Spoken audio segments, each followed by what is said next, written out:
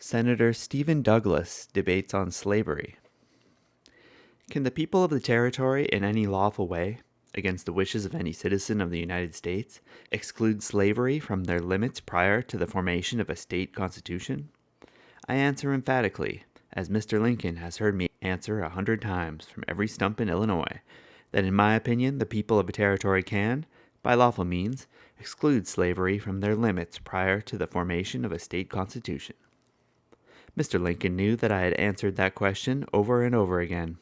He heard me argue the Nebraska bill on that principle all over the state in 1854, in 1855, and in 1856, and he has no excuse for pretending to be in doubt as to my position on that question.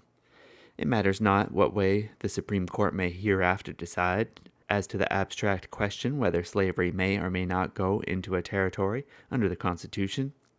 The people have lawful means to introduce it or to exclude it as they please, for the reason that slavery cannot exist a day or an hour anywhere, unless it is supported by local police regulations. Those police regulations can only be established by the local legislature, and if the people are opposed to slavery, they will elect representatives to that body who will by unfriendly legislation effectually prevent the introduction of it into their midst. If, on the contrary, they are for it, their legislation will favor its extension. Hence, no matter what the decision of the Supreme Court may be on the abstract question, still the right of the people to make a slave territory or a free territory is perfect and complete under the Nebraska bill. I hope Mr. Lincoln deems my answer satisfactory on that point. The third question which Mr. Lincoln presented is, if the Supreme Court of the United States shall decide that a state of the Union cannot exclude slavery from its own limits, will I submit to it?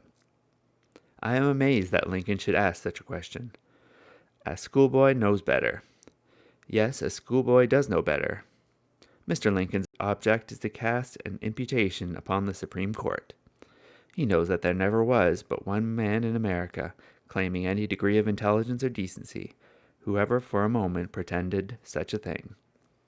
It is true that the Washington Union, in an article published on the 17th of last December, did put forth that doctrine, and I denounced the article on the floor of the Senate in a speech which Mr. Lincoln now pretends was against the President.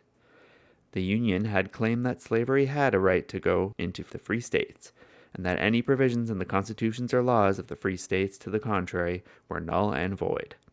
I denounced it in the Senate, as I said before, and I was the first man who did.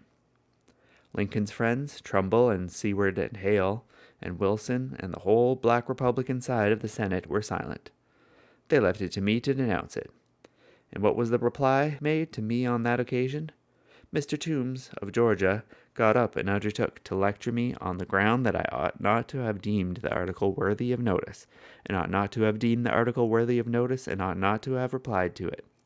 That there was not one man, woman, or child south of the Potomac, in any slave state, who did not repudiate any such pretension. Mr. Lincoln knows that the reply was made on the spot, and yet now he asks this question. He might as well ask me, suppose Mr. Lincoln should steal a horse, would you sanction it? And it would be as genteel in me to ask him, in the event he stole a horse, what ought to be done with him. He cast an imputation upon the Supreme Court of the United States by supposing that they would violate the Constitution of the United States. I tell him that such a thing is not possible. It would be an act of moral treason that no man on the bench could ever descend to. Mr. Lincoln himself would never, in his partisan feelings, so far forget what was right as to be guilty of such an act. The fourth question of Mr. Lincoln is, are you in favor of acquiring additional territory, in disregard as to how such acquisition may affect the Union on the slavery question? This question is very ingeniously and cunningly put. The Black Republican Creed lays it down expressly, that under no circumstances shall we acquire any more territory unless slavery is first prohibited in the country. I ask Mr. Lincoln whether he is in favor of that proposition.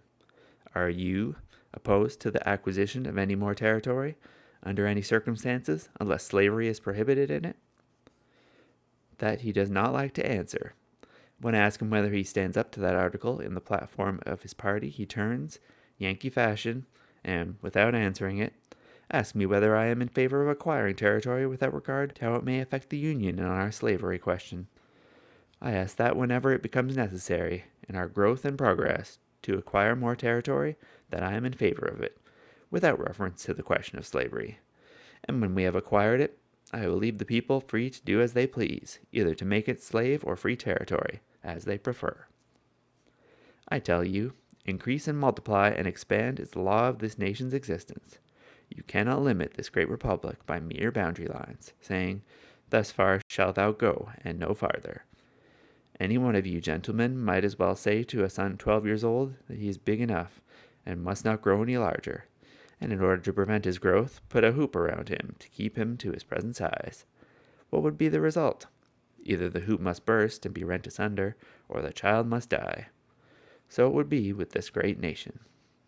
With our natural increase, growing with a rapidity unknown in any other part of the globe, with the tide of emigration that is fleeing from despotism in the old world to seek refuge in our own, there is a constant torrent pouring into this country that requires more land, more territory upon which to settle, and just as fast as our interests and our destiny require additional territory in the north, in the south, or in the islands of the ocean, I am for it, and when we acquire it, we'll leave the people, according to the Nebraska bill, free to do as they please on the subject of slavery and every other question. I trust now that Mr. Lincoln will deem himself answered on his 4 points. He racked his brain so much in devising these 4 questions that he exhausted himself, and has not strength enough to invent the others. As soon as he is able to hold a council with his advisers, Lovejoy, Farnsworth, and Fred Douglass, he will frame and propound others. You black Republicans who say good, I have no doubt, think that they are all good men. I have reason to recollect that some people in this country think that Fred Douglass is a very good man. The last time I came here to make a speech, while taking from the stand to you, people of Freeport, as I am doing today, I saw a carriage, and a magnificent one it was, drive up and take a position on the outside of the crowd. A beautiful young lady was sitting on the box seat, whilst Fred Douglass and his mother reclined inside, and the owner of the carriage acted as driver. I saw this in your own town. All I have to say of this is this, that if you black Republicans think that the Negro ought to be on a social equality with your wives and daughters, and ride in a carriage with your wife, whilst you drive the team, you have a perfect right to do so. I am told that one of Fred Douglass's kinsmen, another rich black Negro, is now traveling on this part of the state, making speeches for his friend Lincoln as the champion of black men. All I have to say on that subject is that those of you who believe that the Negro is your equal and ought to be on an equality with you socially, politically, and legally have a right to entertain those options, and, of course, will vote for Mr. Lincoln.